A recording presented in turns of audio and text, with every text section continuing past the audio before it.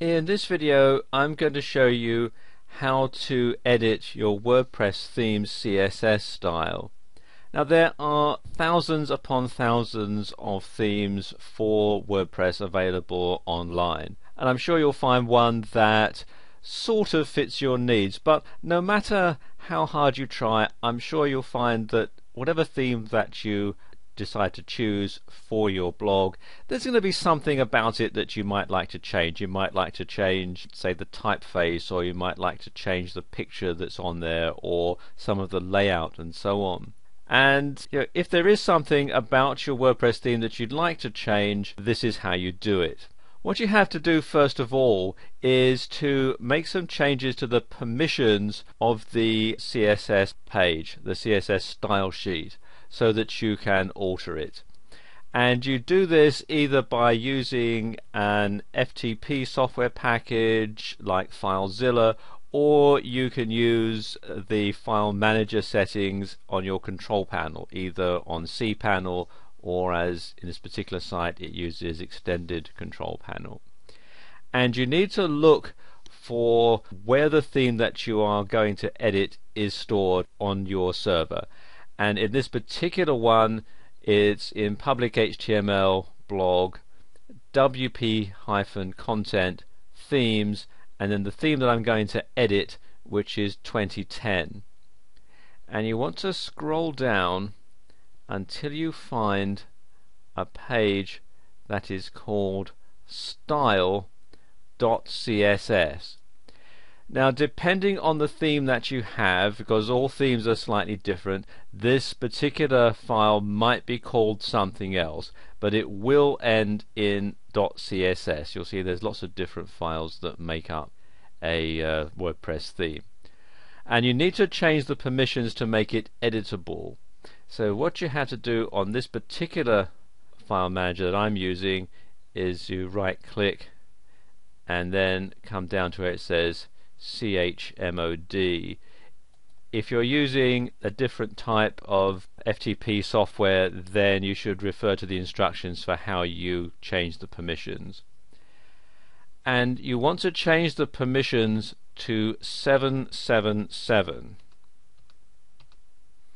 And this means that it can be read, executed and written by everybody. Some shared hosting packages won't allow you to change your permissions to 777, in which case you should contact the administrator and ask him or her which permission set you can use to do this. I've got it set to 777, so I'm going to click on Save. And there you go, you can see that is now changed to 777. Okay, so I'm coming back now to the dashboard, and we're coming down to Appearance, Themes. I've got the current theme selected, and then I come down here to Editor and click on that link there. And this window opens up, and you can see the various templates that come included with the theme. Make sure that the theme that you're going to edit is the right one, and you can choose them from a drop down menu, but we're going to keep it here on 2010. Okay, first thing, very important, you need to save this, because once you've committed yourself to changing it, that's it, you can't undo it. But if you already have it saved somewhere else, you can simply restore it back to the way it was, back to the default setting. The easiest way of doing that is to click here in this inner window, right click, do select all, then right click again and copy, and then you want to paste it into a text file. So let's just open up the text editor, just opening up Notepad, and then paste it in, Control and V, and now I'm going to just save it onto my desktop, and I'm going to call this Style CSS,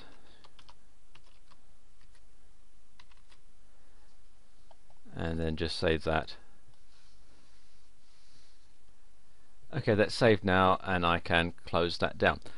Alright, this is the CSS style sheet. If you're familiar with CSS, it should be quite easy to follow. If you're not, it can look a bit daunting, but it really is actually quite straightforward. At the top here, you'll have some information about the style sheet. You don't really need to worry about that. None of this is going to need to be changed, and in fact, sometimes with the license, like for example if it's under a GNU public license, then you must leave this as it is. This is all part of the terms and conditions. And if I scroll down here a bit, you can see all the different things that there are. You see it tells you that the layout is 2 columns, and it gives you the code for the columns. You've got the sidebars or not, and again it gives you the whole lot of things here, like the width of the sidebar. Here you've got 900 pixels, and if we go a bit further down, it has things like the font sizes and weights, etc. There's a whole lot of different stuff that you can find here, and then it just basically gives you everything that you need to know to completely customize it. For example, you change the background colors. This is the hexadecimal code for the various colors that you have. The margins, for example, here you've got 20 pixels for the margins left and right, and padding and so on.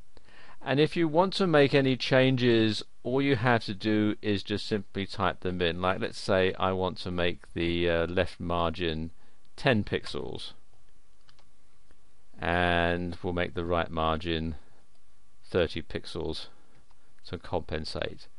I can simply do it just like that, and then when I've finished making all my changes, I can come down here and click on Update File, and there you go, it says the file has been edited successfully. After you've finished editing, you should go back into your control panel or to your FTP software and change this permission back to 644, and this will prevent anybody from hacking into your style sheet and changing it in a way that you might not want. CSS is quite an involved subject, so if you'd like to learn more about it, there are lots of resources available online. Just do a search in Google for free CSS tutorial, and you'll find quite a number. As you can see, there's about 13 million according to this search result here. There are some that you have to pay for, but there are, as you can see here, quite a lot that you can get for free.